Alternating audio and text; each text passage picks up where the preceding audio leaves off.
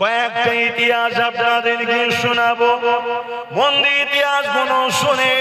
ইসলামে যেমন নামাজ আছে, ইসলামে যেমন রোজা আছে, ইসলামে যেমন হজ আছে, ইসলামে যেমন দাড়ি টুপি আছে, ইসলামে যেমন বড়দের সম্মান ছোটদের স্নেহ আছে, আবার ইসলাম কি শিখাচ্ছে, যখন জালিমরা জুলুম করার জন্য মক্কা থেকে আগে গিয়ে এমন করে বদর নামক স্থানে পর্যন্ত চলে এসেছে, মদিনার উপরে হামলা করবে বলে আমার রাসূলুল্লাহ সাহাবা হুজুরদের ঘরে নিয়ে মদিনা ও মদিনাবাসীদের ঘরে জালিমদের হাত থেকে রক্ষা করবে বলে আল্লাহ নবী ডিফেন্সে পর্যন্ত নেমেছে। ওই ডিফেন্সে সাহাবা হুজুরদের সংখ্যা ছিল মাত্র 313 জন, আর জালিমদের সংখ্যা ছিল 1000 উপরে। 313 জনের হাত ছিল খালি, জালিমদের সংখ্যা ছিল অস্ত্র ভর্তি। এ যুবকেরা, তরুণেরা, কিন্তু জালিমদের সংখ্যা 1000 হওয়ার পরও তারা পরাজিত হতে বাধ্য হলো 313 জনের কাছে। এগুলো মাদ্রাসা থেকে পড়ানো বন্ধ হয়ে গেছে। তুমি শোনো বন্ধু আমার কথা, দুটো কারণে বন্ধ হয়েছে। একটা কারণ ভয়, কিতাবুল মাগাজি একটা কারণে পড়ানো বন্ধ হয়েছে, ভয়। সমাজ বিরোধী জালিমরা যারা আজকের দিনের সন্ত্রাস, তারা কখনো চায় না এরা অন্যায়ের বিরুদ্ধে প্রস্তুত হোক, তাদের ভয়। আর একটা কারণে এগুলো বন্ধ হয়ে গেছে, অর্থ দেয়, পিছন থেকে টাকা আসে। আপনারা জানেন ব্রিটেনের মাটির তলায় খ্রিস্টানদের গোপন মাদ্রাসা আছে, শুনেছেন কখনো? তাহলে আপনারা কত পিছিয়ে আছে। এই পৃথিবীতে কয়েক লক্ষ মাদ্রাসা আছে যার সিলেবাস ওয়াশিংটন থেকে তৈরি হয়েছে, এটা আপনারা জানেন? হায়রে আমার নবীর উম্মত উম্মতিরা, নামাজ দেবে, রোজা দেবে, হজ দেবে, দাড়ি দেবে, টুপি দেবে, জুব্বা দেবে, পাগড়ি দেবে, এইগুলো দেখো আপত্তি নাই, এগুলো নাও নাও, নিয়ে নাও, কোনো সমস্যা নাই। কিন্তু আজকের ফিরআউন যে হবে তার বিরুদ্ধে তুমি কথা বলো না, আজকে যে নমরুদ হবে তার বিরুদ্ধে তুমি কথা বলো না, আজকে যারা তলে তলে আমার রাসূলুল্লাহ দিনকে মিটিয়ে দিতে চাইছে তাদের বিরুদ্ধে তুমি কথা বলো না। এই যুবকেরা, তরুণেরা, এই যুগে যুগে কোরআনের বিরুদ্ধে অনেক ষড়যন্ত্র চলেছে, কোরআনকে মিটিয়ে দিবার অনেক প্ল্যান চলেছে। কেন কোরআনের বিরুদ্ধে এত ষড়যন্ত্র হয়েছে, এর কারণটা আমি বলছি। এই ষড়যন্ত্রের মধ্যে একটা ষড়যন্ত্র আপনাদেরকে বলি, সেই ষড়যন্ত্র হলো এটা, বাগদাদের জমিনেতে চেঙ্গিস খান নামক একটা জালিম শাসক ছিল, নাম আপনারা শুনেছে। সেই বাগদাদের জমিনে একটা মাদ্রাসাতে হামলা করলো, যে মাদ্রাসাটা এত বড় ছিল, 3000 শুধু 300 শুধু উস্তাদ ছিল, ছাত্র তুলাবাদ এখানে মাদ্রাসায় শিক্ষা দিবে বলে এত বড় মাদ্রাসা, সেই মাদ্রাসার উপরে হামলা করে লাইব্রেরি সহ তিনি কিতাবগুলোকে সব জ্বালিয়ে পুড়িয়ে দিল। এবারে সেই 300 উলামাকে নিয়ে, সেই 300 মুদাররিসকে নিয়ে, সেই 300 আলেমকে নিয়ে, যারা শিক্ষা দান করে শিক্ষকদের নিয়ে তিনটে কাতারে 100 করে দাঁড় করিয়ে দিল। দাঁড় করিয়ে দিয়ে চেঙ্গিস খান বলতে লেগেছে, তোমাদের কি ভয় হয় না? আমি এত হত্যা করলাম, এত বাচ্চা কোনোকে কতল করলাম, এত ছাত্র কোনোকে মেরে দিলাম, তোমাদের কি ভয় হয় না? লাইব্রেরি গুলো আগুন দিয়ে পুড়িয়ে দিলাম, তোমাদের কি টেনশন হয় না? তারা বলতে লেগেছে, এই চেঙ্গিস খান শোনো, আমরা আল্লাহ ছাড়া দ্বিতীয় কাউকে ভয় করি না। এ যুবকেরা, তরুণেরা, এ নবী পাকের প্রেমিকেরা, ওই সময় চেঙ্গিস খান রেগে গেল, সে তার জাল্লাদকে হুকুম করে দিল, প্রথম কাতারে জেনা দাঁড়িয়ে আছে, তিনটে কাতারে 300 আলেম রয়েছে, প্রথম কাতারে 100 উলামাকে শহীদ করে দিবার জন্য হুকুম দিল। চেঙ্গিস খানের জাল্লাদ 100 যে উলামা প্রথম কাতারে আছে, নিজের পাশে দাঁড়িয়ে থাকা ঘর থেকে কল্লা গুলো কেটে কেটে আলাদা করছে। ভাই খাবে না? খাবে না? বলো না, যার মধ্যে ঈমান সেই মজবুতেরা ভয় করে। তুমি আমি ভয় খেয়ে যেতে পারি, আর এটাই তো মার খাবার কারণ। আল্লাহ রসুল বলেছে একটা সময় আমার উম্মত প্রচুর মার খাবে। সাহাবা হুজুররা জিজ্ঞেস করলো, হুজুর কারণ কি? সংখ্যা কম হবে? নবী বললেন না, সংখ্যা অনেক হবে। তারপরে মার খাবে কেন? বলল তারা জালিম, অত্যাচারী, তাগুতি শক্তিকে ভয় করবে, আল্লাহকে নয়। আমরা আল্লাহ থেকে বেশি ভয় করি বর্তমান জালিম শাসকদের। কথা কি ভুল বলা হলো? আর এই ভয়টা খাই বলে তো বারবার ভয় খাওয়ানো হয়। একদল মারে আর একদল ভিডিও করে, কেন? সমাজে ছড়াচ্ছে। তারা জানে রাসূলুল্লাহর এই হাদিসটা যতক্ষণ না বাস্তবে রূপ দেয়া যাবে ততক্ষণ এ জাতিকে মারা সম্ভব নয়। অর্থাৎ এ জাতির অন্তর থেকে আল্লাহর ভয়কে বার করে আমাদের ভয় ঢুকাতে হবে। এজন্য তাবরেজকে মারলো, সানাউলকে মারলো, পাইলো খানকে মারলো, যাকে যাকে মেরেছে ভিডিও করেছে, সমাজে ছাড়া হয়েছে। কেন? যাতে করে একটা আতঙ্ক তৈরি হয়, ভয় তৈরি হয়। আর এ জাতি যদি ভয় খাওয়াতে পারি, এদের নবী বলেছে, তখন এরা মার খাবে। শুনছেন? দুঃখের বিষয়, ওরা তো ভয় দেখাবে।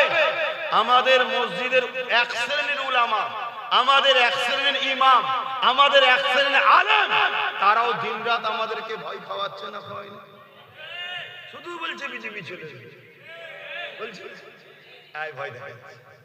তার মানে আল্লাহর ভয় বার করে দিচ্ছে আর বিজেপির ভয় ঢুকাচ্ছে। শুনছেন? এ যুবকেরা, আমরা তো সেই জাতি যারা ফিরাউনকে মজা চাখিয়েছি, আমরা তো সেই জাতি যারা নমরুদকে মজা চাখিয়ে দিয়েছি, আমরা তো সেই জাতি বদর থেকে শুরু করে খান্দক থেকে শুরু করে প্রতিটা ময়দানে জালিমদেরকে ভয় করেছি। আমরা তো সালাউদ্দিন আইবির উত্তরসূরি, আমরা তো খালিদ বিন ওলীদের উত্তরসূরি। খালিদ বিন ওলীদকে যে 120টা ইসলামের পক্ষে লড়াই করেছে, খালিদ বিন ওলীদের নেতৃত্বে একবার রোম সাম্রাজ্যের বিরুদ্ধে লড়াই হয়েছিল। রোমানীয় সাম্রাজ্যের এমন করে 2 লক্ষ সৈন্য ছিল, আর খালিদ বিন ওলীদের মাত্র 3000 সৈন্য ছিল। এই 3000 সৈন্য নিয়ে খালিদ বিন ওলীদের নেতৃত্বে রোম সাম্রাজ্যের বিরুদ্ধে লড়াই হচ্ছে। এই 3000 কথা 2 লক্ষ কোথায়? কিন্তু খালিদ বিন ওলীদের নেতৃত্বে এই 3000 সৈন্য নিয়ে রোম সাম্রাজ্যের সামনে আল্লাহ পাক খালিদ বিন ওলীদকে বিজয় দান করেছে। এ যুবকেরা, আমরা তো মাওলা আলীর উত্তরসূরি, যে মাওলা আলীর সামনে দুনিয়ার কোন তাকত দাঁড়াতে পারত না। আমরা তো এমন করে দুনিয়া জমিনে সালাউদ্দিন আইবির উত্তরসূরি, যে সালাউদ্দিন আইবি মসজিদে আকসা যখন সেলিমিয়ারা দখল করে নিয়েছিল, ওই মসজিদে আকসাকে যখন উদ্ধার করতে গেলে, মনে রাখবেন, মন দিয়ে শোনেন, তারিখ জানেন আপনারা, আপনাদের পূর্বপুরুষদের ইতিহাস ভুলে গেছে। সালাউদ্দিন আইবি 12,000 সৈন্য নিয়ে গেছে, আর সেলিমিয়াদের সৈন্য সংখ্যা হলো 4 লক্ষ। কোথায় 12,000, কোথায় 4 লক্ষ? সেই 4 লক্ষর মোকাবেলায় 12,000 কে নিয়ে যখন সালাউদ্দিন আইবি বিসমিল্লাহ আল্লাহু আকবার বলে নেমে পড়েছে, ওই সময় 4 লক্ষ সেলিমিয়া সৈন্যরা সালাউদ্দিন আইবির 12,000 সৈন্যর মোকাবেলায় জিতা তো দূরের কথা, হারা তো দূরের কথা, জবানা জব্দ হয়ে পালাবার রাস্তা খুঁজে পাইনি। এই 12,000 কে আল্লাহ বিজয় দান করে দিয়েছে। আরো জোরে বলুন সুবহান।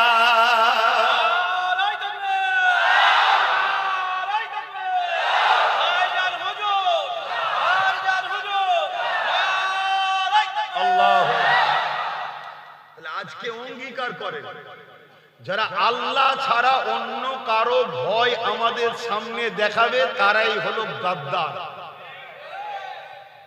আমার কথায় সহমত হতে পারছেন না কেন? রাসূল বললেন, আমার উম্মতের মার খাবার প্রথম কারণ হবে কি? আল্লাহকে ভয় না করে তাগুতি, জালিম, অত্যাচারী শাসককে ভয় করবে, মৃত্যুকে ভয় করবে। শুনছেন তো? তাহলে আমরা ভয় করব কাকে? আল্লাহ। এই জায়গায় যদি কেউ কারো ভয় দেখায়, তাহলেই বুঝে নিতে হবে যে আমাদের অন্তর থেকে আল্লাহর ভয়কে বার করাতে চাইছে। শুনছেন? আল্লাহ ছাড়া কারোর উপরে ভরসা করবেন না, আর আল্লাহ ছাড়া কাউকে ভয় করবেন না। আল্লাহকে ভয় করলে লাভটা কি আছে? একটা লাভ বলছি, আগেই বললাম, সূরা রহমানে আল্লাহ বলেছে দুটো জান্নাত দেবে। দ্বিতীয় নম্বর হচ্ছে, যার হৃদয়ে আল্লাহ ভয় আছে, সামনে যত বড়ই জালিম থাকুক সে তাকে ভয় করবে। জোরে বলুন সুবহানাল্লাহ। নাই খেয়াল করে দেখুন, এত সব রয়েছে, এত সব রয়েছে, কারো নিয়ে এদের মাথায় বাজ পড়ে, ওই একটা ছেলের উপরে সবার হামলা। কেন বলেন? কেন জানে সব কটা মুনাফিক গাদ্দার, এদের সমস্যা নেই, ওই একটা ইমানদার আছে। কথা বুঝে আসছে না? হ্যাঁ, আল্লাহকে ভয় করার কথা কোরআনেও আল্লাহ বলেছেন আরেক জায়গায়, ইয়া আইয়ুহাল্লাযীনা আমানুত্তাকুল্লাহ, হে ঈমানদারেরা আমি আল্লাহকে ভয় কর, অকুনু মাস সাদিকিন, এবং সত্যবাদীদের দলভুক্ত হওয়া, তাদের সাথে থাক। কেন? তাদের সঙ্গে থাকলে তারা তোদের হৃদয়ে আমার ভয় ঢুকাবে, আর আমার ভয় যাদের হৃদয়ে থাকবে তারা দুনিয়াতেও কখনো পরাজিত হবে না, আর আখিরাতেও তাদের কোনো অসুবিধা হবে না। জোরে বলুন সুবহানাল্লাহ। আরে কোন দেশে যদি পারমাণবিক শক্তি থাকে, ওই দেশকে যদি অন্য দেশ ভয় করতে পারে, পারমাণবিক শক্তি তো কোনো শক্তিই নয় আল্লাহর কাছে। তাহলে যার হৃদয়ে আল্লাহর ভয় থাকবে তাকে দুনিয়া ভয় খাবে না, খাবে না, এটা ভাবো। দ্বিতীয় নম্বর, রাসূল বললেন আমার উম্মত মার খাবে লোভের কারণে। কিসের কারণে? লোভ। আমি লোভী হতে চাইছি না, কিন্তু আমাকে লোভ দেওয়া হচ্ছে না। হয়নি, চলে আয় মোটরসাইকেল দেবো, চলে আয় 10 লাখ টাকা দেবো, চলে আয় গাড়ির মাথায় ব্লু আলো লাগিয়ে দেবো। কি হচ্ছে না? কাই কাই কাই করে বেঁচিয়ে যাবি। কত কষ্ট হচ্ছে, কিচ্ছু করার নেই বাপ। এতদিন ছিল পেটের লড়াই, এখন ওয়াকাব বাঁচাবার লড়াই। এতদিন ছিল রোজে রুটির লড়াই, এখন আল্লাহর কোরআন মিটে যাবে বলছে। কোরআনের দুশমনদের বিরুদ্ধে লড়াই, এই লড়াইয়ে যারা জীবন দিতে পারবে হাত তুলে দেখাও। নারে তাকবীর, নারে তাকবীর। এখানে কোন পীর বুঝি না, পীরজাদা বুঝি না, এখানে কোন আলেম উলামা মুফতি মাওলানা বুঝি না। আল্লাহর বাণী মানে আল্লাহর কথা, আল্লাহর কথাকে যে মিটে যাবে বলবে, তার পক্ষে যারা থাকবে তারা কখনো মুসলমান ইমানদার দাবিদার হতে পারে না, পারে না, পারে না। ঠিক না বেঠে? আরো চিৎকার দিয়ে বলো, তুমি এত বড় বিহায়া নির্লজ্জা, তোমার হারাম খেয়ে খেয়ে খেয়ে খেয়ে জিভ এত বড় হয়ে গেছে, তুমি কোরআনের পক্ষে দুটো কথা বলতে পারছো না, তো চুপ থাকো। কমসে কম যে কোরআন মিটাতে চাইছে তার পক্ষপাতিত্ব করছো, মানে তুমি তার পক্ষপাতিত্ব করো কি করে? কোরআন মিটাতে চেয়েছিল চেঙ্গিস খান, চেঙ্গিস খান ওই উলামাদেরকে বলছে ভয় করো, তারা বলছে আল্লাহ ছাড়া কাউকে ভয় করি না। প্রথম কাতারের 100 জনকে হুকুম করে দিল কতল করো। জাল্লাদ এক এক করে উলামা ধর থেকে কল্লা আলাদা করছে, ফিচকিরিদের রক্ত বাইর হচ্ছে, পাশের উলামাটা দাঁড়িয়ে আছে, মুখে কোনো ভয়ের ছায়া নাই। জোরে বলুন সুবহানাল্লাহ। কেন? যে দিলে আল্লাহ থাকে ও দিলে দুনিয়ার কোনো তাকত কখনো ভয় দেখাতে পারবে না। প্রথম কাতারে কিন্তু একটা বয়স্ক আলেম ছিলেন, তিনি প্রথম কাতার থেকে দ্বিতীয় কাতারে চলে গেলেন। চেঙ্গিস খান দেখলো, কিছু বললো না, আবার দ্বিতীয় কাতারে হুকুম করলো গর্দান উড়িয়ে দাও। দ্বিতীয় কাতারে আবার গর্দান উড়িয়ে দেওয়া হলো। ওই যে প্রথম কাতার থেকে বুজুর্গ উলামাটা ছিলেন, তিনি দ্বিতীয় কাতারে চলে আসলেন, তিনি দ্বিতীয় কাতার থেকে তৃতীয় কাতারে চলে গেলেন। দ্বিতীয় কাতারের সমস্ত উলামাদেরকে কতল করে দেওয়া হলো। 199 জন আলেমকে কতল করা হয়ে গেছে। লাস্ট কাতারে 101 জন, প্রথম কাতারে যিনি দ্বিতীয়, দ্বিতীয় থেকে তৃতীয়, তার সামনে চেঙ্গিস খান এসে বলছে, এই বুজুর্গ উলামা, এবারে তুমি কোন কাতারে যাবে? তোমাকে এবারে কে বাঁচাবে? হায় হায়, 199 আলেমের রক্ত কল্লা ধর থেকে আলাদা। এই মুহূর্ত যার মুখ দিয়ে কথা বেরোয় সেই তো যাবে জান্নাতে।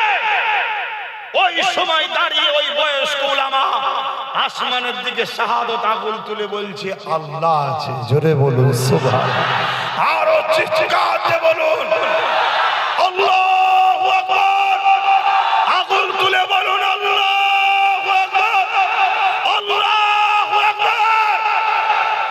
আল্লাহ তিনি যিনি সব থেকে মহান, শাইউল কাদির, সর্বশক্তিমান।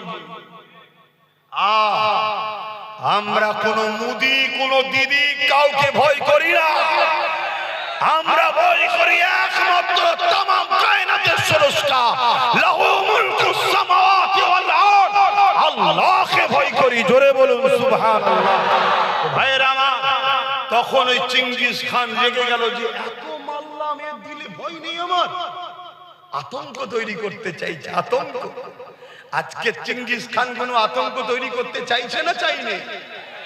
আতঙ্ক তৈরি করো, তাহলে এদের কবরস্থান ভাঙবো চুপ করে দেখবে, এদের মসজিদ ভাঙবো চুপ করে দেখবে, এদের মা বোনেদেরকে টেনে নিয়ে যে বাজারে নিলামে তুলবে এরা চুপ করে দেখবে।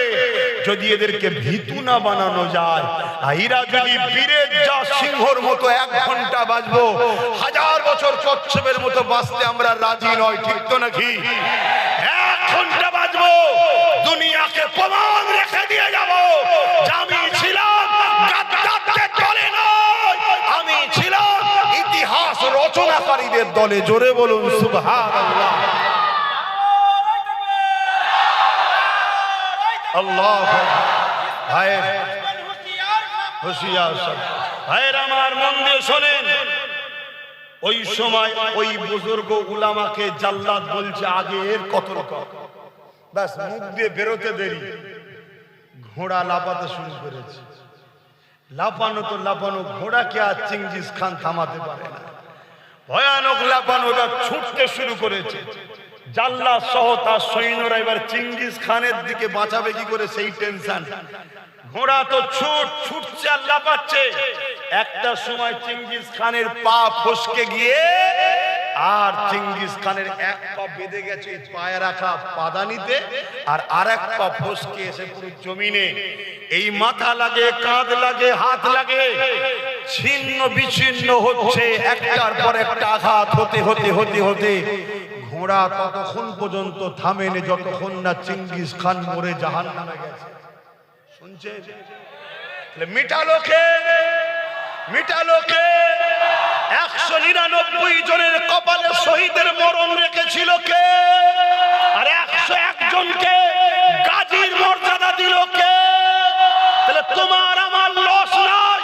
তুমি আমি জুলুমের বিরুদ্ধে, অন্যায়ের বিরুদ্ধে, সন্ত্রাসের বিরুদ্ধে, চোরেদের বিরুদ্ধে, খুনিদের বিরুদ্ধে, ওয়াকাবের দুশমনদের বিরুদ্ধে, মাদ্রাসার দুশমনদের বিরুদ্ধে, কোরআনকে মিটে যাবে বলে তার বিরুদ্ধে লড়ছি। আমরা যদি এই লড়াইয়ে মারা যাই আমরা হব শহীদ, আর যদি বাঁচি আমরা হব গাজী। জোরে বলুন সুবহানাল্লাহ, আরো জোরে বলুন সুবহানাল্লাহ। এখানে আমাদের লস নাই, লস আছে নাকি? মরলে শহীদ, বাঁচলে গাজী। সেই রাস্তা ছেড়ে দিয়ে কোন জাহান্নামের কাতারে যাচ্ছ মুসলমান? ঘোমটার পিছনে যে কি শয়তানি আছে বুঝতে পারছো না? কবে বুঝবে? কবে বুঝবে? এখনো বুঝার সময় হয়নি যে ঘোমটা দিয়ে আস্তে আস্তে দাদাকে বাংলায় ঢুকাচ্ছে, ঘোমটা দিয়ে এসে আস্তে আস্তে ঢুকাচ্ছে। এটা বুঝতে এখনো পারছনি?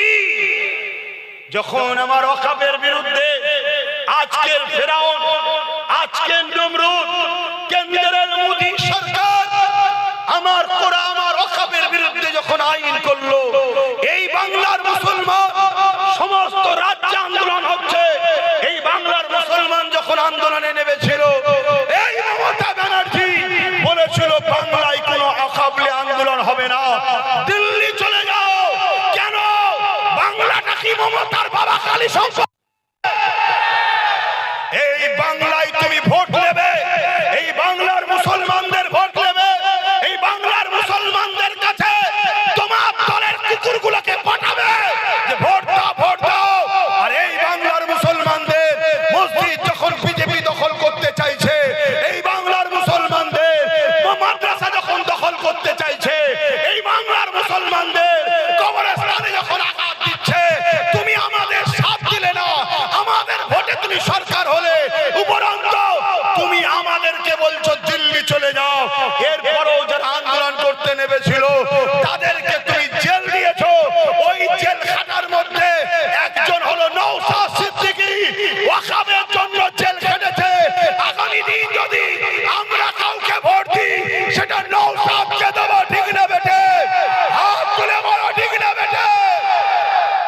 কেন সে ওয়াকফকে বাঁচাবার জন্য একটা ছেলে সুপ্রিম কোর্টে লড়ছে, আর তোকে সরকার করলাম, তোকে 215টা সিট দিল মুসলমান, তোকে জিতালো এ জাতি তোর উপরে ভরসা করলো, এ জাতি তোকে ভালোবাসলো, আর তুই এ জাতিকে বলছিস ওয়াকফ নিয়ে আন্দোলন করলে সবথেকে বড় দুশমন আমি হব।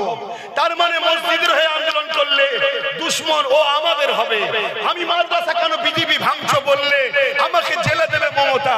কবরস্থান নিয়ে আন্দোলন করব, মোদি তুমি কবরস্থান ভাঙছো কেন? আমার ওয়াকফ নিতে দেবো না মোদি তোমায়। দিদির মুখে ব্যথা হচ্ছে, দাদার উপরে বোনের কত মায়া দেখেছো? এই দাদা দিদি সেটিংটা বুঝতে পারছো না, পারোনি। এখন মমতা মনে করেছে একটা মুফতির একটা পীরজাদাকে নিয়ে নিলে হয়তো আমার বেড়া পার হয়ে যাবে। তোর মুফতিও তোর সাথে জাহান্নামে যাবে, তোর পীরজাদাও তোর সাথে জাহান্নামে যাবে। কেন আমার কাছে পীরজাদা আগে নয়, আমার কাছে আল্লাহর কোরআন আগে, আমার কাছে বাবা আগে নয়, আমার কাছে খোদার ঘর মসজিদ আগে, আমার কাছে আল্লাহ নবীর ঘর আগে। কিয়ামতের দিনে কোন পীরজাদা তোমাকে আমাকে বাঁচাতে পারবে না। কিয়ামতের দিনে আমিনার লাল তোমার আমার জন্য শাফাআত করবে।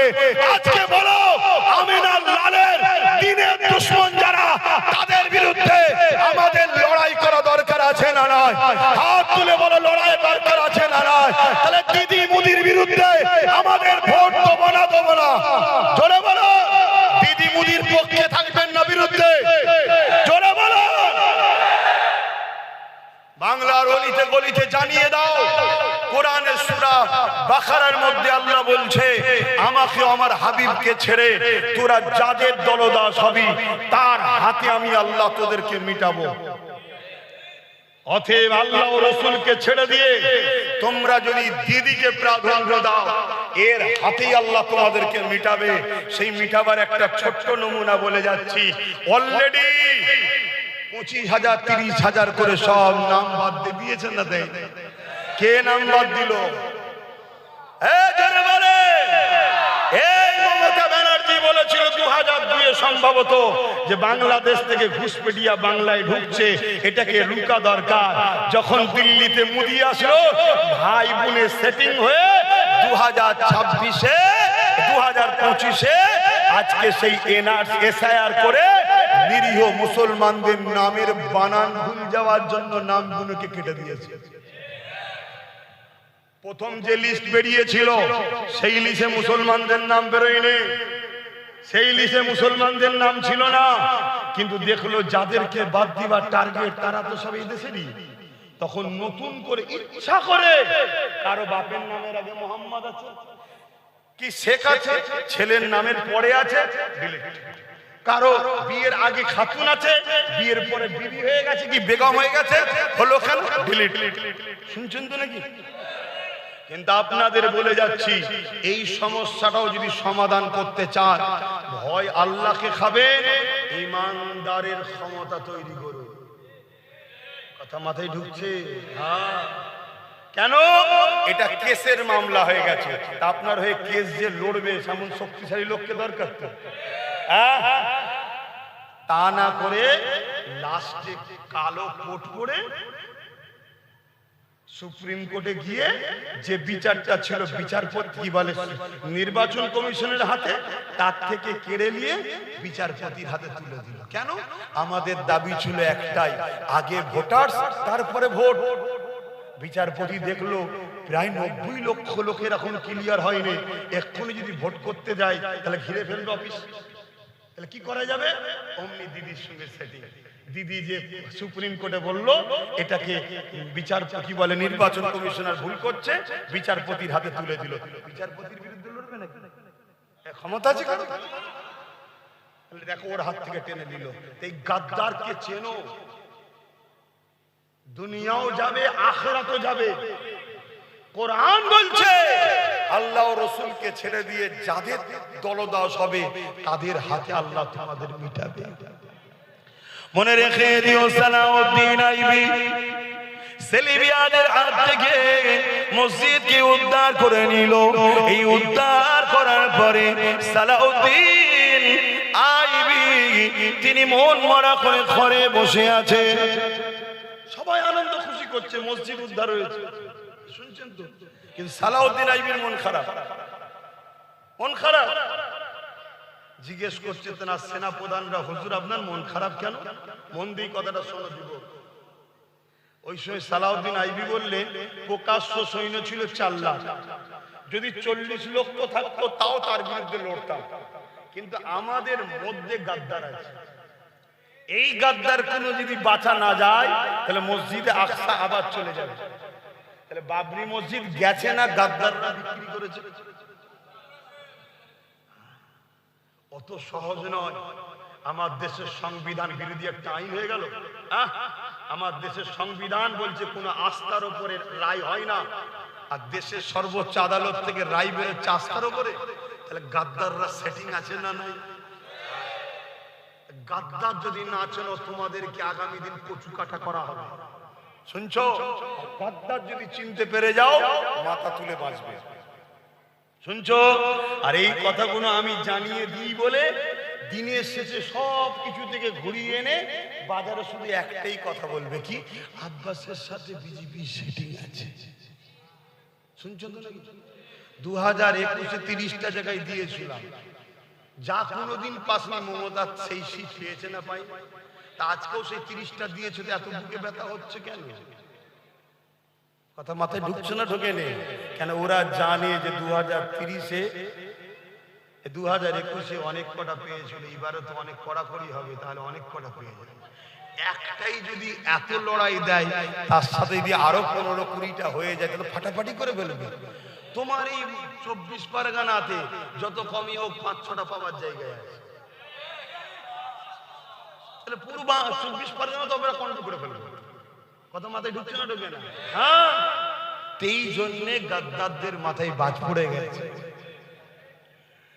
সালাউদ্দিন আইবি বলছে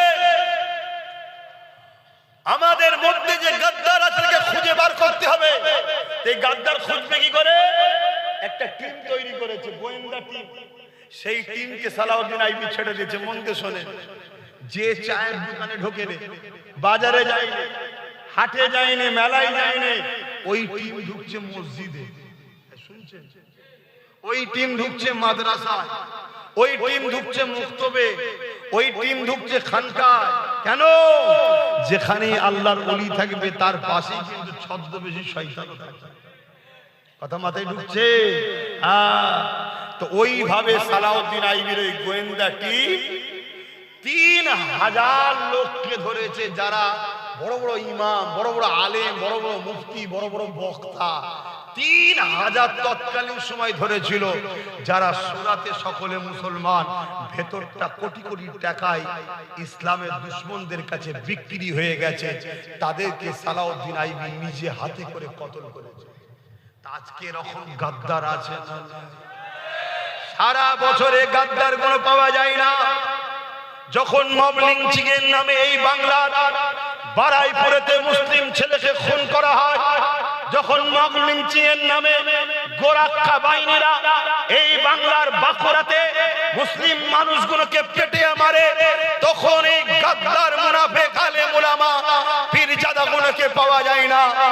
ভোট যখন আসে তখনই শুধু বেরোয়, বেরিয়ে বলে আর একবার দিতে হবে, না বিজেপি চলে আসবে। গাদ্দার চিনতে পারছে? তোরা যদি বলিস তোদের কথাটা সত্য তখন মানতাম। তোরা যদি এই কথাটা বলতিস, কি কথা? যেখানে লড়াই বিজেপি ভার্সেস টিএমসি সেখানে টিএমসি কে দাও, আর যেখানে টিএমসি ভার্সেস আইএসএফ এর লড়াই সেখানে আইএসএফ কে দাও, তাহলে তোদের কথা মেনে নিতাম। কথা মাথায় ঢুকছে না? ঢোকে না? অনেক জায়গা আছে যেখানে বিজেপির কোনো ফ্যান্ডই নেই, বিজেপি কোনো ব্যাপারই নয়। এই যেমন তোমাদের এলাকা দেখো, এই পাশে আমডাঙ্গা বলো, দেগঙ্গা বলো, এসব জায়গায় বিজেপিটা কোনো ফ্যাক্ট নেই। এই জায়গায় লড়াইয়ে যদি সবাই মিলে নিজেদের একটা শক্তি তৈরি করি, অসুবিধা আছে? কিন্তু না, এক গাদ্দাররা সেই ঘুরিয়ে ঘুরিয়ে ঘুরিয়ে ওয়াকাফের দুশমনদের শক্তিশালী। তাহলে কাল যখন মসজিদ ভাঙবে তা কোর্টে গিয়ে দাঁড়াবে কে? কাল যখন আরো কিছু ঘটবে তোমাদের হয়ে রাস্তায় নেমে লড়বে কে? একটু ভেবে চিন্তে কাজ করা দরকার আছে। আমার কথাই খারাপ লাগছে? তাহলে চলে আসো আর একটা কথা বলি, আল্লাহ নবী কোরআনের বাণী পৌঁছাতে গিয়ে মক্কা জমিনে অনেক কষ্ট ভোগ করেছে। মক্কা মানুষের আমার নবী পাকের উপরে অনেক জুলুম অত্যাচার করেছে। এই কোরআনের মেসেজ নবী পাক পৌঁছাতে গিয়েছে।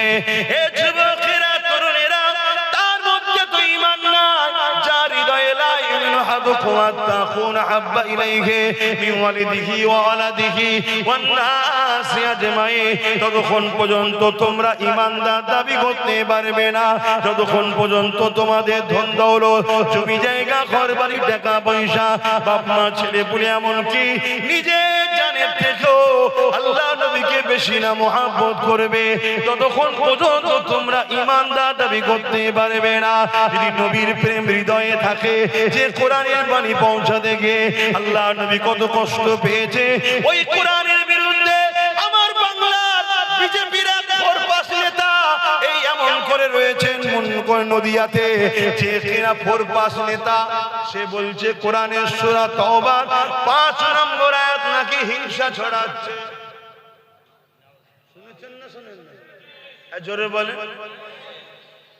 একই সংবিধান বিরোধী বলেন, একই সম্প্রদায় উস্কানি কথা বলেন, এর বিরুদ্ধে হাজার হাজার কেস হয়েছে, একে অ্যারেস্ট করেছে মমতা। কেন না? ওটা আমার ভাই হয়, তাহলে ভোট নিবি আমার, আর আমার কোরআনের মিথ্যা কথা বলবে, সম্প্রদায় কথা বলবে, তাকে অ্যারেস্ট করবি না। আর কোথায় মালদায় কে একটা আন্দোলন করবে, তাকে ধরে বলবি মেন মাকড়া ধরে ফেলেছি। শুনছেন না শুনলেন? এত বড় কথা বললো, কোরআনে নাকি সূরা তওবার 5 নম্বর আয়াত নাকি হিংসা ছড়াচ্ছে। কোরআন হিংসা মিটাতে এসছে না ছড়াতে এসছে?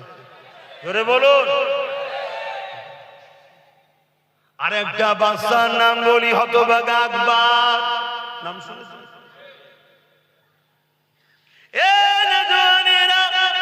আকবর কোরআনের বিরোধী করেছিল, কোরআনকে মিটাবে বলে দ্বীনে ইলাহি বলে কিতাব লিখেছিল। ওই কিতাব যখন বাজারে ছেড়েছে, ছাড়ার পরে আকবর বলতে লেগেছে আমার উপরে ওহী এসেছে, কোরআনকে মিটাবার জন্য আকবর দ্বীনে ইলাহি লিখেছিল। এ যুবক, ইতিহাস জানো, ইতিহাস জানো, আজকে যেটা হচ্ছে এটা নতুন নয়, যুগে যুগে যুগে হয়েছে। একজন একজন করে মুজাহিদে ইসলাম দাঁড়িয়ে গেছে, তার দ্বারা আল্লাহ জালিমদেরকে মিটিয়ে দিয়েছে। ওই সময় আকবর দেখলো আমার কোরআনের বিরুদ্ধে লোক তো দাঁড়িয়ে গেছে, কি করা যাবে? আকবর বড় বড় টাকা দিয়ে মুফতি কিনলো, মৌলানা কিনলো। তৎকালীন সময় যারা দালাল মার্কা ছিল, কিনেছে, তারা বাড়ি বাড়ি গিয়ে বলছে আমাদের বাদশা হলো আকবর, আমাদের জন্য তার উপরে আল্লাহর পক্ষ থেকে কিছু আসতে পারে। এই বাদশার উপরে আসবে ওহী, আল্লাহর পক্ষ থেকে বাদশার উপরে, নবীদের উপরে। জোরে বলেন, আমার নবীর পরে কোন নবী আসবে? কিন্তু শয়তান মার্কা মুফতি মৌলানারা কি বুঝাচ্ছে শুনছেন? কিন্তু মুজাদ্দেদে আল-ফসানি তার সাথীদেরকে নিয়ে আকবরের বিরুদ্ধে দাঁড়িয়ে গেল। বলুন সুবহানাল্লাহ। অনেক ঝড় তুফান হয়েছে মুজাদ্দেদ আল-ফসানির উপরে, কিন্তু বিজয় আল্লাহ মুজাদ্দেদ আল-ফসানিকে দিয়েছে, আকবরকে জাহান্নামে পাঠিয়ে দিয়েছে। শুনছেন? কোরআনের উপরে যুগে যুগে হামলা হয়েছে। আল্লাহ নবী এই কোরআনের বাণী নিয়ে যখন মক্কার মানুষেরা কেউ শুনতে চাইছে না, নবী আমার কোরআনের বাণী নিয়ে চলে গেছে তায়েফের জমিনে। মক্কার সন্ত্রাসীরা তায়েফের মানুষদেরকে আগে থেকে জানিয়ে দিয়েছে মুহাম্মদ রাসূলুল্লাহ যে বাণী নিয়ে আসছে, ওই বাণীটা হলো সত্য বাণী, কিন্তু এই বাণীর মধ্যে ইনসাফ আছে, ওই বাণীর মধ্যে ইনসানিয়াত আছে, ওই বাণীর মধ্যে মানব বন্ধন আছে, ওই বাণীর মধ্যে প্রেম আছে, ওই বাণীর মধ্যে ঐক্য আছে। কিন্তু আমরা যে মানুষকে জুলুম করে ক্ষমতা দখল করে রেখেছি, যদি মুহাম্মদ রাসূলুল্লাহ এই বাণী মানুষ শুনে নেয়, দলে দলে মুহাম্মদ রাসূলুল্লাহ দিকে লোক চলে যাবে। তাই তায়েফের মানুষেরা তোমরা মুহাম্মদ রাসূলুল্লাহকে তায়েফের জমিনে ঢুকতে দেবে না। এ যুবকেরা, তরুণেরা, তোমার আমার দিলে যদি নবীর প্রেম থাকে, মন দিয়ে শোনো, এই কোরআনের বাণী পৌঁছাতে গিয়ে তায়েফের মানুষেরা আল্লাহ নবীর উপরে পাথর মারলে, আল্লাহ নবীকে আঘাত দিলে, যেখানে যেখানে পাথর লাগলো নবী পাকের শরীর মুবারক থেকে রক্ত ঝরে পড়তে লাগলো। এ না জওয়ান তরুণেরা, লোকেরা ওই রক্ত তাইফের জমিনে পড়তে লেগেছে। ওই রক্ত গড়িয়ে গড়িয়ে রাসূলুল্লাহ জুতা মোবারকে গড়িয়ে যায়। এই অবস্থাতে নবী পাক এমন করে তাইফের জমিনে অজ্ঞান হয়ে গেল। এই নজনের অনেক ধরুন কথা, অনেক বড় কথা আমি জানতে চাইছি, যে কোরআনের জন্য আমার রাসূলুল্লাহ তাইফের জমিনে রক্তাক্ত হলো, আজকে দিনে যদি ওই কোরআনের সূরা তওবার 5 নম্বর আয়াতে কেউ যদি বলে হিংসা ছড়াচ্ছে, তারও বিরুদ্ধে আমাদেরকে লড়াই করতে হবে যেমন, আর ওই কোরআনকে কেউ যদি বলে মিটে যাবে, তার বিরুদ্ধে লড়াই করতে হবে না, হবে না? তবেই তো ঈমান। আচ্ছা বলুন তো দেখি, কোন ছেলে যদি তার বাপকে বলে আব্বা আমি তোমায় ভালোবাসি, স্বাভাবিক, কিন্তু বাপকে যখন পাড়ার 2-3 জন গালিগালাজ করছে, ছেলে প্রতিবাদ করছে না, এটা কি ভালোবাসা? একটু বলবেন তো আব্বার, এটা ভালোবাসা? আরে হাজারো বাপ কুরবান হয়ে যাক আমার কোরআনের কাছে, হাজারো মা কুরবান হয়ে যাক আমার কোরআনের কাছে, তুমি বলছো আমি আল্লাহকে ভালোবাসি, আর আল্লাহর কথা শেষ হয়ে যাবে যখন কোন কেউ বলে, তখন তুমি তার পক্ষে থাকতে পারবে? জোরে বলো। শোনো মন দিয়ে, ঈমান আছে না নাই বুঝবেন কি করে? বেশি দূর নয় মাদ্রাসা, কতটা দূর? 1 মিনিট 2 মিনিট, বেশি দূর নয়। মুসলিম শরীফের হাদিস, আল্লাহ নবী জানাচ্ছেন ঈমান আছে না নাই বুঝবেন কি করে? আপনার তো বোঝা দরকার, আপনার তো বোঝা দরকার, যে যার ভাবা দরকার তো আমার ঈমানটা আছে না নাই, ভাবা দরকার আছে না নাই। এবার আপনার ঈমান আছে না নাই বুঝবেন কি করে? দাড়িটা কি ঈমান? টুপিটা কি ঈমান? নামাজটা কি ঈমান? রোজাটা কি ঈমান? হজটা কি ঈমান? ধরে বলুন। ঈমান তো আলাদা জিনিস, যেটা নবীর প্রেম ও আদব। তা আপনার মধ্যে নবীর প্রেম ও আদব আছে না নাই, মানে ঈমান আছে না নাই, আপনি বুঝবেন কি করে? এর নমুনা রাসূলুল্লাহ বললেন, আমার উম্মতের মধ্যে 3টে নমুনার মধ্যে যে কোনো একটা নমুনা যার মধ্যে পাওয়া যাবে তার মধ্যে ঈমান আছে। কটা নমুনা? 3টে। 3টের মধ্যে যে কোনো একটা। শুনছেন আব্বা জানালে ভালো আছে? বসেন বসেন। 3টে নমুনা বলবো না থাকবে? এই যুবক শুনবেন, প্যান্ট শার্ট পরা, দাড়ি চাচা, গান শোনা, ফাংশনে যাওয়া, সিনেমা দেখা, পার্কে যাওয়া, কেউ কাফের বলতে পারবে? গুনাহগার। কালকে তওবা করবে, নামাজি হবে, হাজি হবে, আল্লাহ আল্লাহ করতে করতে কবরে যাবে। দয়াময় আল্লাহ বলেছে তওবাকারীকে আমি maaf করে দিই, আল্লাহ চাইলে জান্নাতে যাবে। জোরে বলুন সুবহানাল্লাহ। আর ঈমান নেই, মসজিদে তাহাজ্জুদ করছে, ঈমান নেই, প্রত্যেক বছর হজ করতে যাচ্ছে, ঈমান নেই, দাড়ি রেখে মাথায় টুপিতে বড় জুব্বা লাগিয়ে ঘুরছে। এই কিছু কাজে লাগবে? জাহান্নামে ঢুকবে আর বেরোবে না। শুনছো মরজ? আমার বাপ ঠোঁট আল্লাহ সেলাই করে পাঠাইনি, কেটে বাড়িয়েছে। এখানে বুঝে লিয়া দরকার যে আল্লাহ বলে দিয়েছে তোর ঠোঁট কাটা এই জন্য পাঠিয়েছি, হক কথা ফক করে বলবি, কোনো রকম ঘাবড়াবি না। দুনিয়া চটে যায়, চটে যাক, তোর মাকসাদ হবে আল্লাহ যেন রাজি হয়। আরেকটা হাদিস বলছে শোনো, যার মধ্যে 4টে খসলত আছে সেই তো ঈমানের মজা পায়, সেই তো প্রকৃত মুসলমান, ঈমানদার, জান্নাতি। কি? মান আহাব্বা লিল্লাহ, ভালোবাসবে আল্লাহর জন্য, ওয়া আবগাদা লিল্লাহ, দুশমনি করবে আল্লাহর জন্য, ওয়া আতা লিল্লাহ, আত্মীয়তা করবে আল্লাহর জন্য, ওয়া মানা লিল্লাহ, বিচ্ছেদ হবে আল্লাহর জন্য। এরাই হলো প্রকৃত ঈমানদার। তাহলে আমি যদি কাউকে সাপোর্ট করি, উদ্দেশ্য থাকবে আল্লাহ। আমি যদি কারো থেকে মুখ ফিরিয়ে নিই, উদ্দেশ্য থাকবে আল্লাহ। আমি মা বাপকে ভালোবাসি, উদ্দেশ্য হলো আল্লাহ। আমি স্ত্রীকে ভালোবাসি, স্বামীকে ভালোবাসি, সন্তানকে ভালোবাসি, উদ্দেশ্য থাকবে আল্লাহ। তাহলে আজকে আমি গত 15 বছর যা সাথ দিয়েছি, আজকে তাকে আমি ডিভোর্স দিলাম। কেন ডিভোর্স দিলাম? সে কোরআনের দুশমন, তাই তাকে আমি আর ভালোবাসি না। ঠিক না বেটে? আর এখনো যদি ভালোবাসো, এখানে আল্লাহ আছে? মাথায় ঢোকাও যুবক। দিন এসেছে ঘুরিয়ে ফিরিয়ে সেই একটাই তো কথা বলবো, আব্বাসের সাথে বিজেপি সেটিং আছে। শুনছেন তো নাকি? অন্য কোনো কথা তো নেই, আর অন্য কোনো কথা নেই। কেন এই ভয়টাই তো খাও তোমরা, আর এই জন্য এটা দেখা, এই জন্য দেখা। এতদিন ছিল ইস্যু ভোটের পাকিস্তান আর বাবরি মসজিদ, ও আর খাচ্ছে না লোক, ওই জন্য আর দেখাচ্ছে না। কথা বুঝাস? এখন একটাই, মুসলমানদের ভয় খাওয়া। মনে রাখবেন, ইসলামের ইতিহাস পড়বেন, আরো ইতিহাস পড়বেন, যখন কোন রাজা হেরে যাবার জায়গা হয়ে যায় তার একটাই রাস্তা থাকে, প্রজাদেরকে ভয় খাওয়া। তো ভাইরা আমার, আল্লাহ নবী বললেন তিনটে বৈশিষ্ট্য যে উম্মতের মধ্যে আছে, বা তিনটের মধ্যে কোনো একটা পাওয়া যাবে, তার মধ্যে ঈমান আছে। নাম্বার 1, অন্যায় দেখলে হাত দিয়ে রুখবে। বলুন বলুন বলুন, কি দিয়ে? মুসলিম শরীফের হাদিস। অন্যায় দেখলে হাত দিয়ে জোরে বলে। তাহলে উম্মতের সামনে অন্যায় হবে, ঈমান আছে না নেই নমুনা কি? হাত দিয়ে রুখবে। আমার মসজিদ মাদ্রাসা ওয়াকাফকে মিটিয়ে দেবে, আর সেই আইনকে সাপোর্ট করে রাজ্যের ওয়াকাফকে বিজেপির হাতে তুলে দেবে। এটা অন্যায় না অন্যায় নয়? জোরে বলো। রাসূলুল্লাহর হাদিস অনুযায়ী অন্যায় দেখলে হাত দিয়ে রুখতে হবে।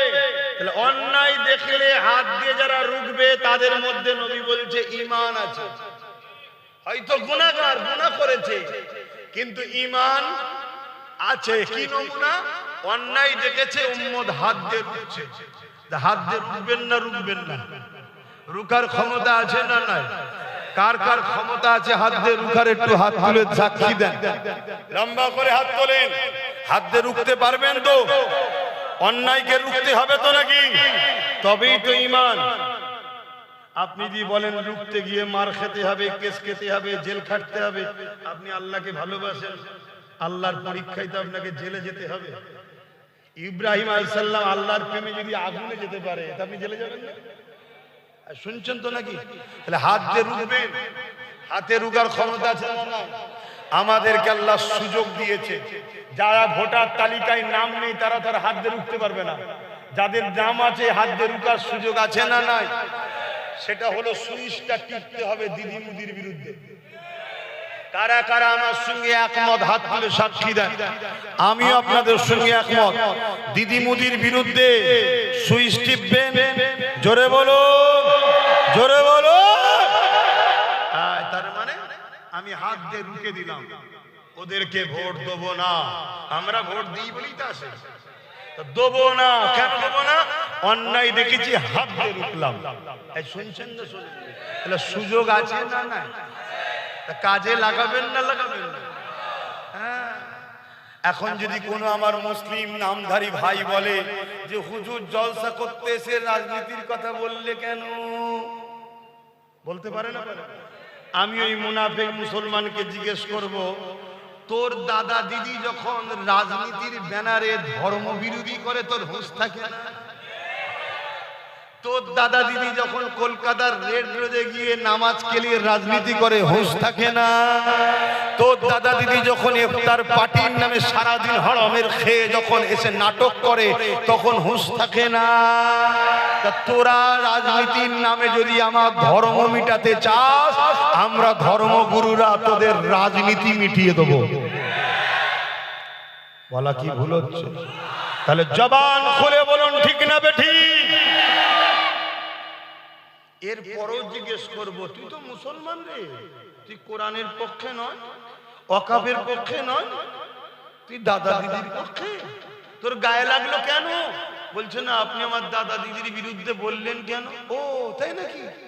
তাহলে আমি তো, বুঝবেন ভালো, আমি তোর দাদা দিদির বিরুদ্ধে বলেছি, তোর গায়ে লেগেছে। আর তোর দাদা দিদি যখন আমার আল্লাহ দ্বীনের বিরুদ্ধে বলে, আমার গায়ে লাগবে না লাগবে না? ও, তোর দিলে আল্লাহ ও রসুলের থেকে দাদা দিদির প্রেম বেশি? তাই দাদা দিদিকে বিরুদ্ধে বলেছে আব্বাস সিদ্দিকী গায়ে লেগেছে। আর আমার অন্তরে তোর দাদা দিদির থেকে প্রেম বেশি আল্লাহ রসুলের, তাই তোর দাদা দিদি আল্লাহ রসুলের দিনের বিরুদ্ধে বলেছে বলে আমার গায়ে লেগেছে। তুই দাদা দিদি জাহান্নামে যা না। আমার কথা ডাইরেক্ট হয়, আপনাদের অসুবিধা হচ্ছে? অত ঘুরিয়ে টুরিয়ে বলার সময় আছে কোথা? হায়াত কম। আমি কি ঈসা কি বলে আদম আলাইহিস সালামের মতো, নূহ আলাইহিস সালামের মতো 1000 বছর বাঁচবো নাকি? ধরে তুলে চ। এখন লোক আর হোমিওপ্যাথি ওষুধ খেতে চাই না, দুদিন বাঁচবো, তো আস্তে আস্তে কি রোগ সারাবি, যা এলাপতি যায়, তাতে একটা কিডনি যায়, জানবি না। সব জায়গায় এখন তাড়াহুড়ো করছে। এখন অত ধৈর্য ধরে বলার সময় আছে নাকি? কিন্তু আব্বাস সিদ্দিকী লড়াইটা করছে দিনের পক্ষে না বিরুদ্ধে? শোনো, রাজনীতি তো জুম্মায় জুম্মায় আইএসএফ 2021-এ খুলেছে, তার আগে লড়াই করেছে না করেনি? তোমাদের এই উত্তর 24 পরগনার পাশে একটা নদী আছে, গঙ্গা সাগর, গঙ্গা নদী না কি বলে, পার করে গেলেই চুচুড়া, ধুপিঘাট পার করলেই চুচুড়া। ওই চুচুড়াতে একটা মসজিদ আছে, একটা মাদ্রাসা আছে, যে মসজিদে যে মাদ্রাসাতে এই টিএমসি গভর্নমেন্ট তালা মেরে দিয়েছিল। তোমরা জানো কি জানি না, আমি রাজনীতির দল খোলার পিছনে কারণটা একটু মন দিয়ে শোনো। ওই চুচুড়ার মসজিদ মাদ্রাসায় রাজ্য সরকার টিএমসি গভর্নমেন্ট তালা মেরে দিয়েছিল। তালা মসজিদকে বন্ধ করেছিল, মাদ্রাসাকে বন্ধ করেছিল। কেন? ওই সম্পত্তিটার দাম কয়েক হাজার কোটি টাকা, ওটাকে বিক্রি করার প্ল্যান করেছিল। অনেক বন্ধু আন্দোলন করেছে, সবার আন্দোলনকে সাধুবাদ জানায়। আমার কাছে যখন খবর এলো আহলে সুন্নাত ওয়াল জামাত থেকে, আমি 15 থেকে 20 হাজার ছেলে নিয়ে ওই চুচুড়ার মসজিদ মাদ্রাসার সামনে ঘড়ি মোড়ে আন্দোলন করতে নামলাম। 4টে পর্যন্ত পারমিশন ছিল। 4টের সময় আওয়াজ দিয়ে বলেছিলাম, মসজিদ খোলো, মাদ্রাসা খোলো, নামাজ পড়বো, ঘরে যাব।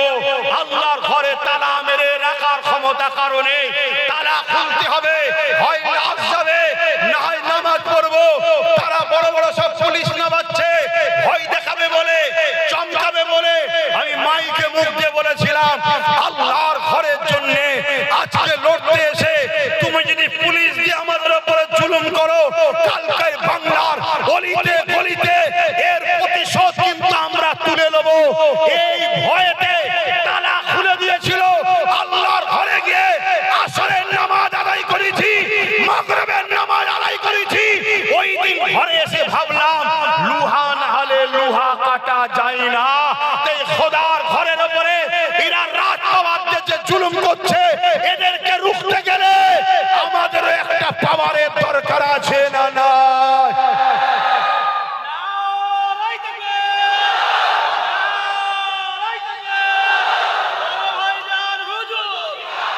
ভাইয়েরা আমার, সব তো বুঝলেন। দিনের শেষে দালাল মার্কা মুফতি মৌলানা ইমাম, দালাল মার্কা সবাই ভালোকে ভালো বলে এসো তো বলবে সবই ঠিক আছে, ভোট কাটাকাটিতে বিজেপি চলে আসবে, ব্যাস ঘাবড়ে যাবেন তো।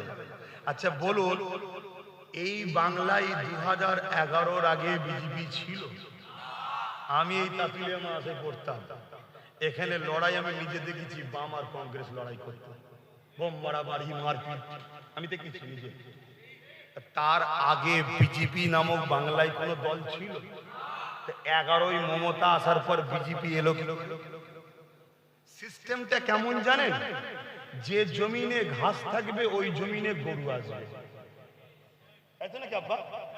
যে জমিনে ঘাস থাকবে ওই জমিনে গরু আসবে। কেন? গরু ঘাস খেতে আসে না? যেদিন থেকে বাংলায় ঘাস ফুল গজালো, ওই দিন থেকে বাংলায় গরু আসা শুরু হলো। খেয়াল করে দেখেন। অতএব গরু তাড়াতে চান, ঘাস মারা স্প্রে করে দেন।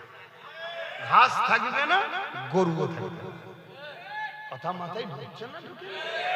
দিনের শেষে সেই একটাই কথা তো বলবেন। তাহলে মসজিদ মাদ্রাসা খুলেছি যখন, তখন আমার কোন রাজনীতির দল ছিল? আরে ইমানের লড়াইয়ে লড়াই করি। কিন্তু আমার মাথায় ঢুকলো, লোহা না হলে লোহা কাটা যায় না। একটা রাজনীতির দলের নেতা অন্যায় করলে আর একটা রাজ পাওয়ার না হলে দমন করানো অসুবিধা হয়। ওই পুলিশদের চমকাচ্ছে। তখন আমি মনে মনে ঠিক করছি কি করে করা যায়, কি করে করা যায়। রাজনীতির দল তো আমার বাড়ির কেউ করেনি, এটা চারটিখানি ব্যাপার নাকি, করতে হবে, কি করা যায়। আবার এই করেনে বলে অনেক ফতোয়া দিচ্ছে বাপ দাদুরা কেউ করেনি। বাপ দাদুর সময় করার প্রয়োজন ছিল না, এখন প্রয়োজন হয়েছে। তখন ভ্যাকসিন তো কেউ দেয়নি, এখন তো সব ভ্যাকসিন নিয়ে বসে আছে। আর যারা যারা ভ্যাকসিন নিয়েছে জন জন ছেলে হার্ট অ্যাটাক করে মরে যাচ্ছে। তাহলে মোদি আমাদেরকে বাঁচালো না, ভ্যাকসিন মেরে দিল। মাথায় ঢুকছে। তো ভাইয়েরা আমার, তখন চিন্তা করলাম কি করা যায়। এই চিন্তা করতে করতে 17ই ডিসেম্বর এলো। কতই ডিসেম্বর? 17ই ডিসেম্বর এই সন্ধ্যের পরে আমি জলসায় যাচ্ছিলাম, এবিপি নিউজ আমাকে একটা বক্তব্য জিজ্ঞেস করলো, কি বাংলায় বিজেপি এসআইআর করে মুসলমানদের ঘরে এনআরসি করে তাড়াতে চাইছে। আমি বললাম মুসলমান তো কেউ নেই, অন্য দেশ থেকে আসেনি, অতএব মুসলমানদের ভয় নেই। এই আমরা কেউ এসেছি না অন্য রাজ্য থেকে, দেশ থেকে আমাদের ভয় নেই। ওটা ঢপ দিয়ে হিন্দু ভাইদেরকে বোকা বানাচ্ছে বিজেপি। তবে রাজ্য সরকারকে বলবো, মানুষ বড় আতঙ্কে আছে, মানুষকে যদি বাঁচাতে চান রাস্তায় রাস্তায় আন্দোলন না করে এনআরসির বিরুদ্ধে সুপ্রিম কোর্টে যেটা কেস করে দেন। বলা কি ভুল হচ্ছে ভাই? একটু বুঝছেন তো আমার কথা নাকি? ও বাবা, ওই দিন রাত্রিরে দেখি 1টা-1:30টার সময় আমার বাড়িতে 2-2.5 হাজার পুলিশ, 2-2.5 হাজার পুলিশ ভাঙ চুর লাথি মারা দরজায় কি না করছে। বলে বলে শোনা যাবে নাকি? শোনা যাবে তো? আজান দিলি বন্ধ করতে ভাই, এটা শোনাই না। 2-2.5 হাজার পুলিশ। আমি তখন ভাবলাম না, আমার তালাটা খোলার অনেক চেষ্টা করেছিল। সকালে উঠে তালায় হাত দিয়ে দেখি তালাটা শুধু আটকানো আছে, খুলে গেল পট করে। তাহলে আল্লাহর সাহায্য আছে না? তাহলে দুনিয়ার আর কাউকে পাত্তা দিই নাকি আমি? হ্যাঁ, কোনো ভয় খাবো নাকি? আমি ওই দিন ভাবলাম না, আর দেরি করলাম না।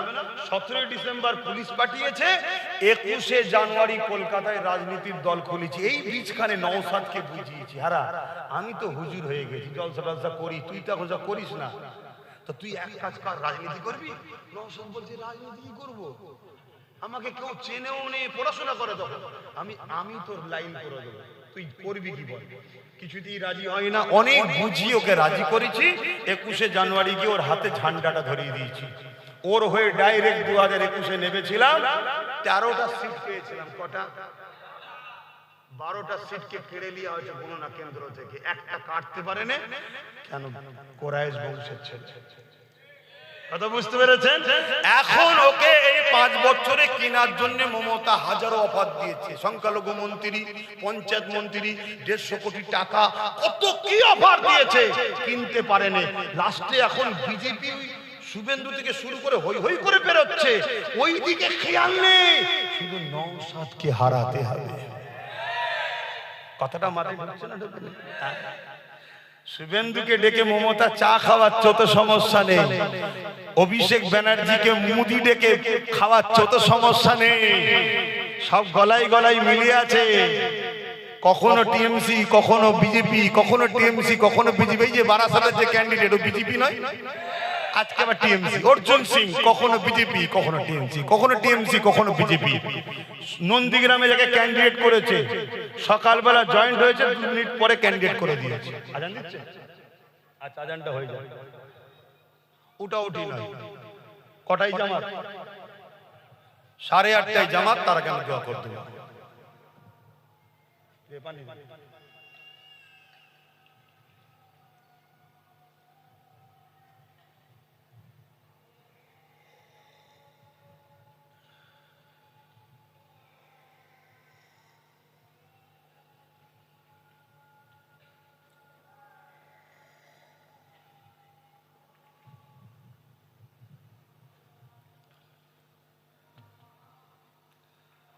সাল্লাল্লাহু আলাইহি ওয়াসাল্লাম।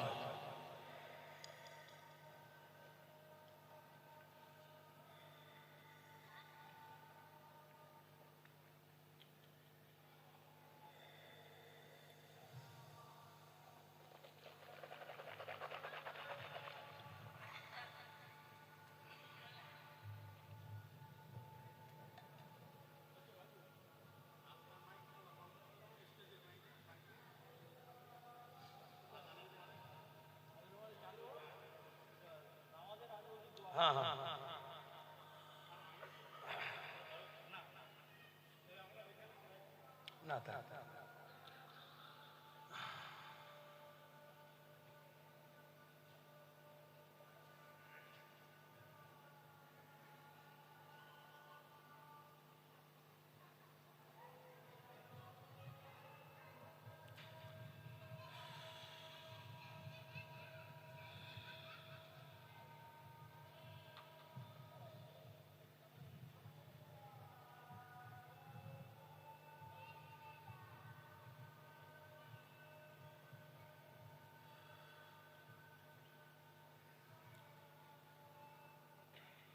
لا حول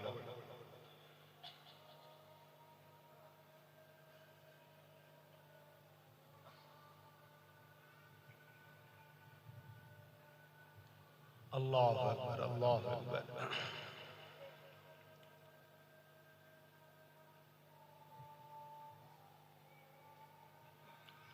اللهم رب هذه الدعوة التامة الصلاة القائمة محمد الوسيلة الفضيلة درجة الرسول مقام محمود الذي أكبر سن الصفات إنك لا درود الشريف اللهم صل على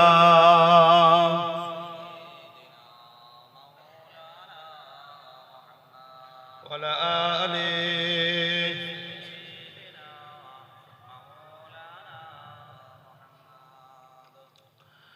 বারে বারে ভাবি একা বসে নিরালাই রে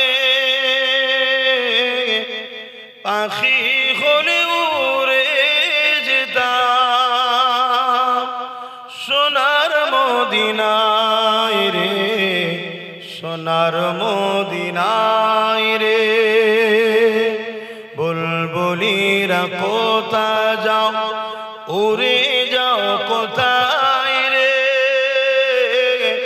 আমার সালাম পৌঁছে দিও নবীজি রোজায় রে নবীজি রোজায় রে বারে বারে ভাবি একা বসে নিরালায় রে পাখি হলে উড়ে যেতাম সোনার মদিনায় রে সোনার মদিনায় রে আল্লাহুম্মা সাল্লি আলা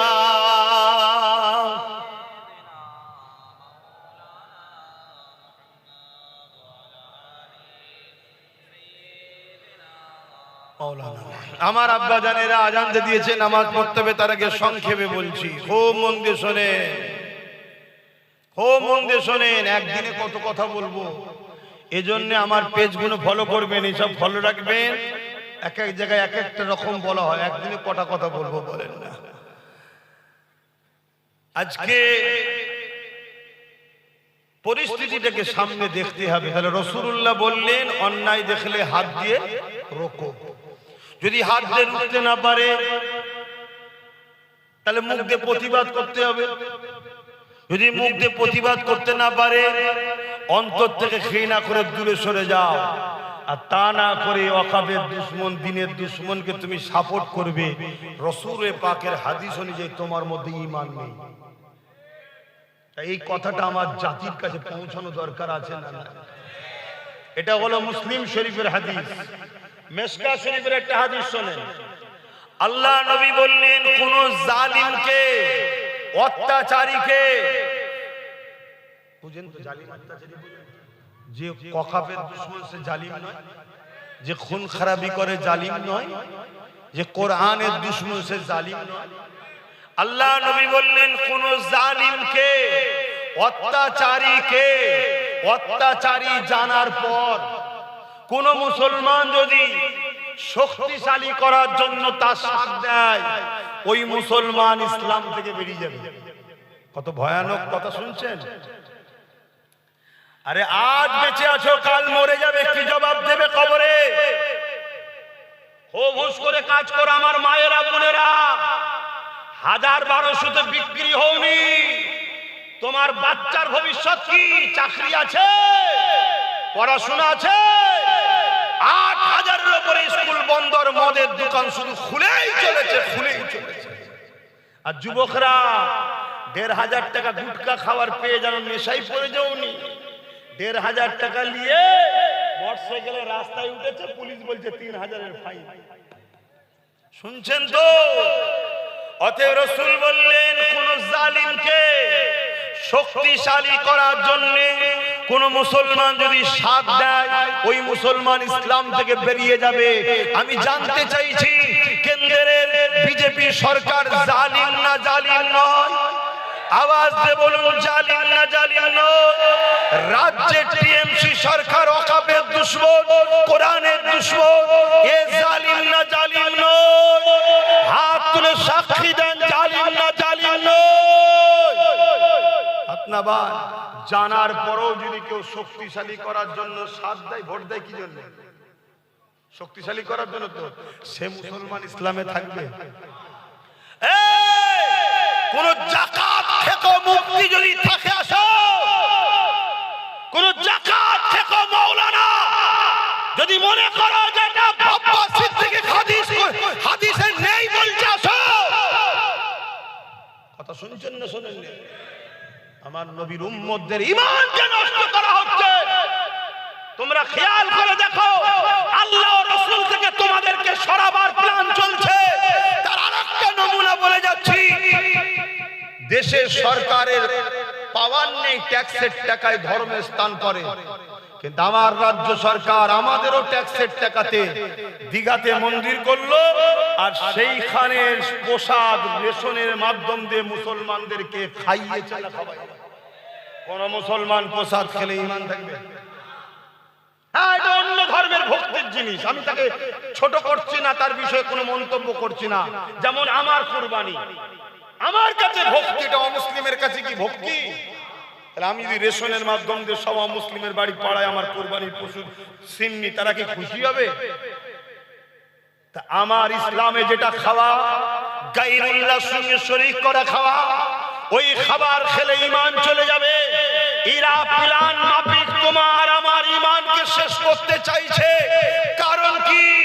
যাতে করে এরা যখন তোমাকে আমাকে মায়ানমারের মতো গণহত্যা করবে, তুমি আমি যাতে লড়তে না পারি। ঈমানেই তো লড়ি রে বাবা। তাই রাসূলুল্লাহর শেষ হাদিস বলে যাচ্ছি, আল্লাহ নবী বলছে, আমার উম্মতেরা, বাবারা, তোমরা যদি কামিয়াবি চাও, তোমরা কুরাইশ বংশের বাচ্চার নেতৃত্ব মানবে। কোন বংশের? রাসূল বললেন, কুরাইশ হলাম আমি, আমার বংশের বাচ্চাদের নেতৃত্ব তোমরা মানবে। আজকে বলো, আপনারা খারাপ না নেন তো আমি জিজ্ঞেস করছি, ওয়াকফকে বাঁচাবার জন্য এবং এসআইআর এর নাম ডিলিট হয়ে গেছে, যাদের নথি আছে এবং 2002 এর লিঙ্ক আছে, তাদের নাম যাদের ডিলিট হয়েছে, এদের উপরে জুলুম করেছে, এদেরকে বাঁচাবার জন্য আরো আনুষঙ্গিক বিষয় আব্বাস সিদ্দিকী যে লড়ছে, আমি কুরাইশ বংশের ছেলে হয়ে জানতে চাইছি, আপনারা আমার সাথে এই লড়াইয়ে সাথ দিতে রাজি আছেন? হাত তুলে সাক্ষী দেবেন রাজি আছে? আমি কাউকে জোর করছি? তাহলে এই লড়াইয়ে যদি সাথ দিতে চান, আমি যদি ডান দিক যেতে বলি আপনারা যাবেন না, তবেই তো সাথ দেওয়া হবে। আমি যদি বাঁ দিক যেতে বলি আপনারা যাবেন না, তবেই তো সাথ দেওয়া হবে। আমি দূরে কাছে সবাইকে মেসেজ দিচ্ছি, ওসিলা হিসাবে লড়াই করার জন্য লাঠি লাগে না? লাগে না? ওই লাঠিটা একটা ছিল 2021-এ, 2026-এ যেন অনেক কটা লাঠি পাই আমি। তাই নওশাদ ও তার সাথীদের সাথ আপনাদের দিতে হবে। কারা দেবেন হাত তুলে সাক্ষী দেন। ঠিক বলছেন? লম্বা করে হাত তোলেন। কেউ হাত তুলতে বাকি নেই তো? দেখেলেন কেউ বাকি আছে? যদি বাকি থাকেন ঝগড়া করব না, আপনাবান শুধু জেনে লবই আমাদের নয়, তাহলে বিপদে তার সাথেও আমরা নয়। কথা মাথায় ঢুকলো? মনে রাখবেন। আমার কথা কি কষ্ট পেলেন? আরে আমার ওয়াকফের জন্য যে লড়েছে তার আমি সাথ দেবো না? যে আমার মসজিদ মাদ্রাসার জন্য কেস চালাচ্ছে, আমি তার সাথ দেবো না? হ্যাঁ, রুজি রুটির তো প্রয়োজন আছে, কিন্তু মনে রাখবেন, যে রুজি রুটি সহ লড়াই করছে তার তো সাথ দিতেই হবে। তা যে জায়গায় আমার ভাই আছে আমি তার সাথে আছি, আপনারা যদি আমার সাথে থাকেন আমার ভাইয়ের সাথ দিতে হবে। এই কথাটা বলে দিয়া কি অসুবিধা হলো? না হুজুর সব ঠিকই আছে, ডাইরেক্ট রাজনীতি করে ফেললেন। আচ্ছা বলুন তো, ইসলাম কি শুধু ধর্মনীতি আছে আর কিছু নেই? ইসলাম কমপ্লিট না আনকমপ্লিট? তো ইসলামে ধর্মনীতি ছাড়া অন্য কিছু নেই? জোরে বলবেন তো। আর যদি বলেন শুধু ধর্মনীতি তাহলে ইসলাম কমপ্লিট নয় তো? ইসলামই তো একমাত্র ধর্ম যেটাই সব কমপ্লিট আছে। জোরে বলুন সুবহানাল্লাহ। ধর্মনীতি, সমাজনীতি, পরিবার নীতি, রাষ্ট্রনীতি, রাজনীতি, এডুকেশন নীতি, মানব বন্ধন নীতি, বিজনেস নীতি, সব নীতি ইসলামে আছে না না? ধর্মনীতি শিখাবে কে? ইসলামের দায়ী যারা আলেমরা, ওরাসাতুল আম্বিয়ারা, তাহলে ইসলামের ঘরের ছেলেকে রাজনীতি শিখাবে কে?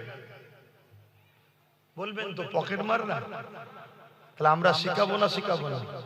তাহলে সবটাই তো শিখাতে হবে। এই জন্য বললাম কারো কষ্ট হলো আসেন সালামটা দেবো। ইয়া নবী